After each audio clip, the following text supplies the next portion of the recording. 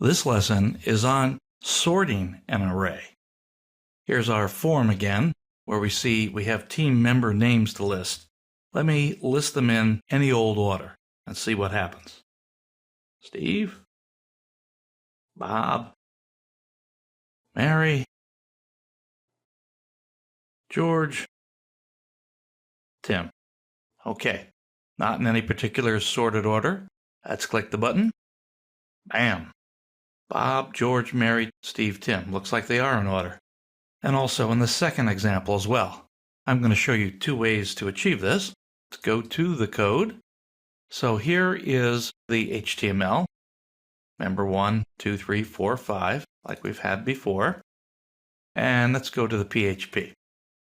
So first we need to define the empty array as we did in the past. And we're looping through the array.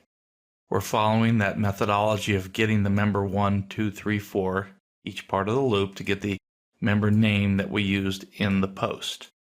That gets the information that the user entered. So I'm checking to make sure that it's not empty. Because if it's not empty, then I want to push it, the array underscore push, into this team members array, and then show the member. Now look at this statement. This is new. This is hard. Sort. The word sort, and in parentheses, the name of the team members array. Now this sorts in place. Some functions you pass something to, it does something to the variable, and it returns something that's been changed. But not with PHP array sorting. It'll sort the name in place. You don't rename it. So if you needed an unsorted array, you would have need to have saved that off somewhere else. But this sorts it. Now, we're going to look at example 1 of what I do with it. Here, new function, size of. This gives me the number of elements in the team member arrays. Should be 5 the last time I did it. And I returned it to a variable called $array_length. Okay, now, I used a different counter element here. I used JJ equals 0 because now I'm going to be looking at what's in an array first. So I want to speak the array language where index position 0 is the first one that I deal with. I want to make sure that this is less than the array length, not less than or equal to. If I do that, I'm going to step outside of the bounds of the array. Remember, the array length is 5 in this example because I had 5 elements or 5 team members that became elements. But since I start counting 0, not 1, I want the $JJ to be 0, 1, 2, 3, 4 in this loop. I never want to hit 5 because that would be past where I have an element stored in the array. So here, I now have a new thing for display num. This is the num we see. So I add 1 to JJ. It's different than what I did in a previous exercise where I started counting with 1 in the for loop and then I took 1 away to get the array index. In this case, I'm actually going to add 1 for display. So I have the display number here, 1, 2, 3, 4, and then the team members index using $JJ directly. Since I started with 0, that'll work. And we saw it work.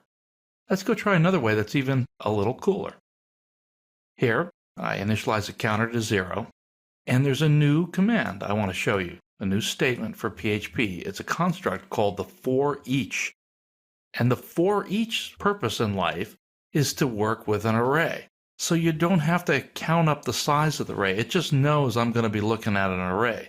So I have for each, and then you specify the array name, the keyword as, and then the value here. I call the value $element.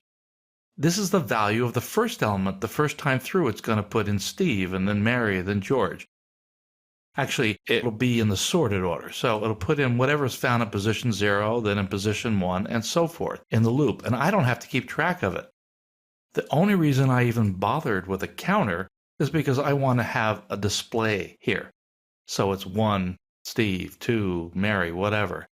That's the only reason I even needed to do that, was just so I could see it on a list. But it has nothing to do with the array. This is a better way to go for arrays. It's much simpler and it's meant for that purpose. Before I end the lesson, I'm going to tell you about one other thing.